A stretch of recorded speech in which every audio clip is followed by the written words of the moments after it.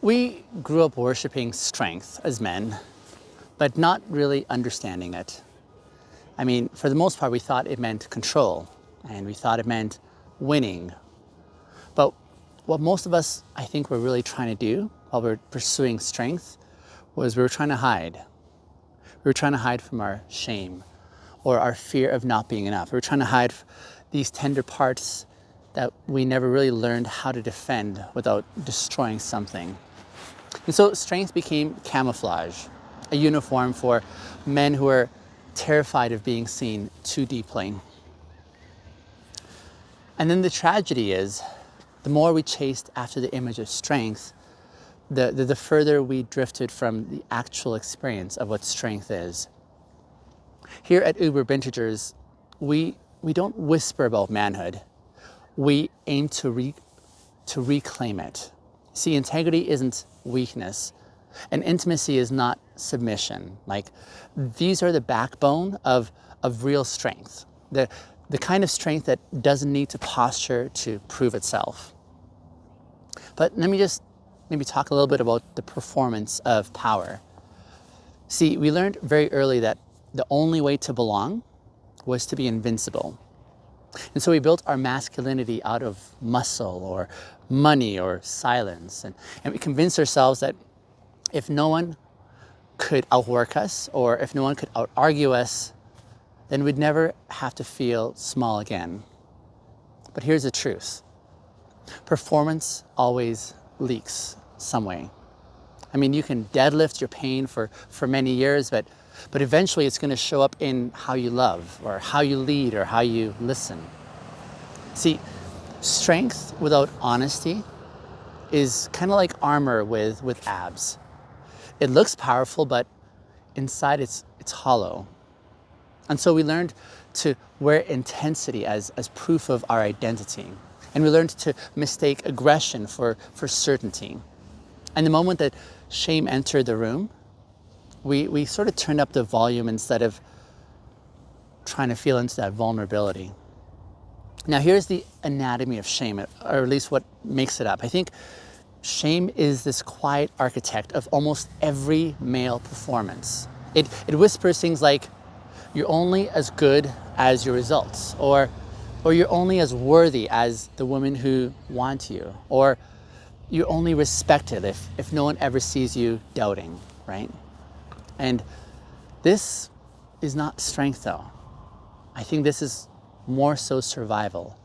And survival is exhausting. But shame is clever. It doesn't shout. It just quietly convinces us to hide our hearts behind our highlights. See, most of us, we've never learned how to separate confidence from compensation. And so we've spent years building our bodies and our businesses and our brands, and just so that they could speak louder than our insecurities ever would. But the moment that someone saw through all of that, this is when we panic. See, we weren't afraid of being weak. We were more afraid of being known. There's this culture of concealment, I think, that we should address as well. See, the world, it applauds loud men, right? The ones who take up space, the ones who dominate rooms, the ones who keep emotion on a tight leash. But what we rarely talk about is what happens after the applause, when the lights go down and the noise stops. See, that's when shame really shows up. Not as guilt, but as emptiness. As that quiet question that I think every strong man eventually faces, and that is, if I stop performing, will anyone still respect me? And I think this is the question that haunts so many of us. So we keep performing, right? And we post harder and we lift heavier and we talk tougher. Anything to avoid that stillness. Because the stillness is really what exposes what strength has been covering all along.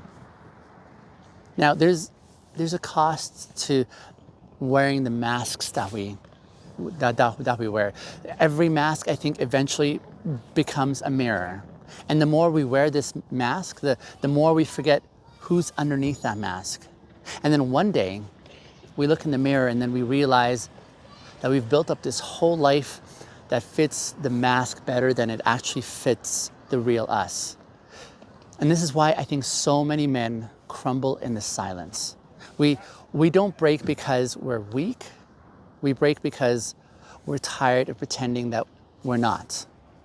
And we're tired really of playing those roles that no longer fit the shape of our own truth.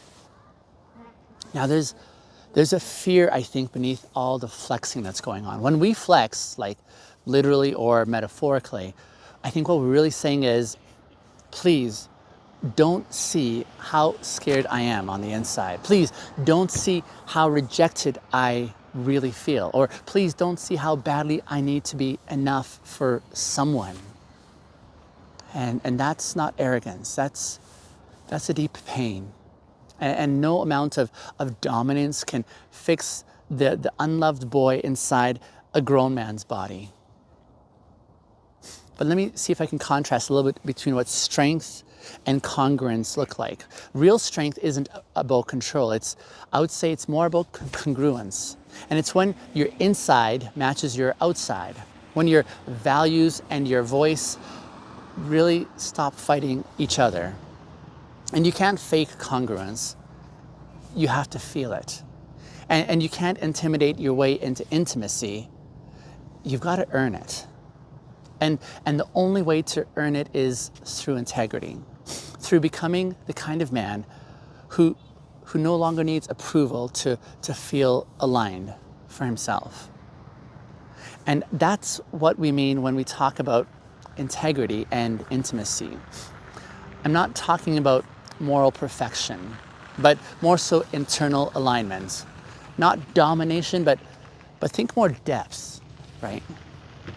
Now, here's, I think, how the mask breaks relationships. Every relationship eventually will expose the masks that we wear, because love demands honesty, and shame cannot survive amidst honesty. So when a woman says something like, I don't feel you, listen, she's not criticizing your masculinity. She's calling out the armor that you're wearing. She's saying, in essence, I can see you, but you're trying to hold it all together, and I can't reach you through all of that. And most men, we interpret this as failure.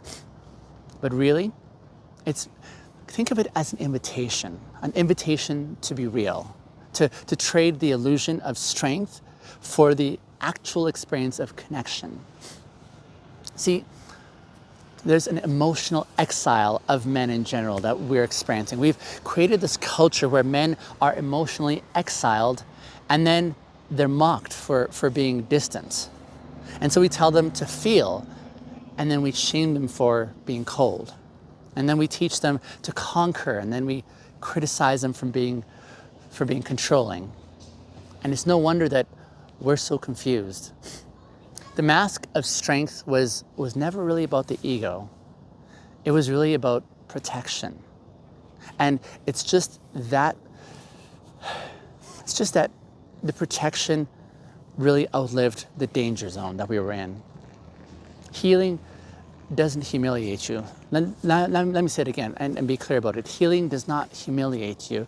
It humanizes you. It gives your strength roots instead of spikes. And it turns power into presence. So the man who can own his shame without drowning in it is really the man who can finally lead without harming. Because he's no longer reacting from pain. Now he's responding from wholeness. And that's the kind of man that this movement is endeavoring to awake. So listen, if this conversation, if this episode is stirring something in you as you're listening, that's not weakness. That's life trying to reach you again. And we go deeper into this journey in this new course I'm posting on my website. It's called In the Ashes of the Alpha Male. And in it, we explore how performance culture has turned strength into self-protection, and how we can rebuild from congruence instead of from control.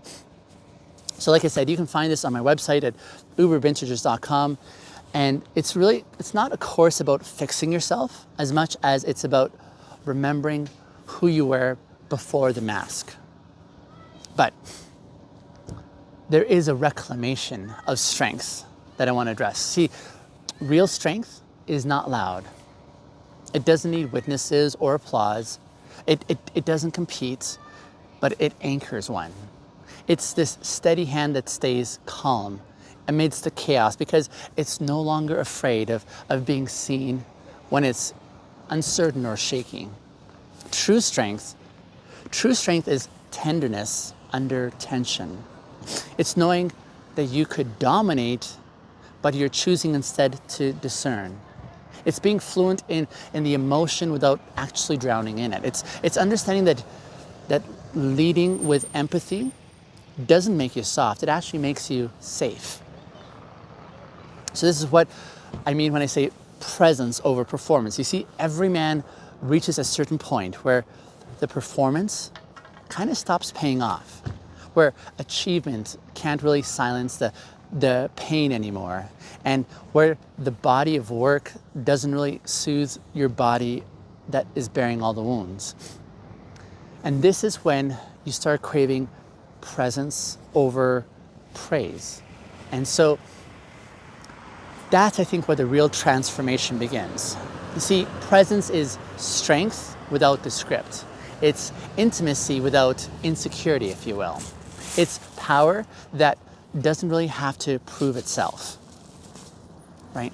So, in our upcoming episode, episode number 3, we're going to be taking this conversation even deeper, because if fear built the blueprint and if shame helped build the mask that we're wearing, then emotion, like honest, unfiltered emotion, is the key to breaking through. And so we'll explore the courage to feel and what it means to stop confusing numbness with power. But that's where we start reclaiming the masculine heart, if you will. I hope to see you in that episode. But for now, thank you for watching this episode. And let me know in the comments if there's anything that didn't quite click. I'd like to be able to make that more accessible. See you in the next episode.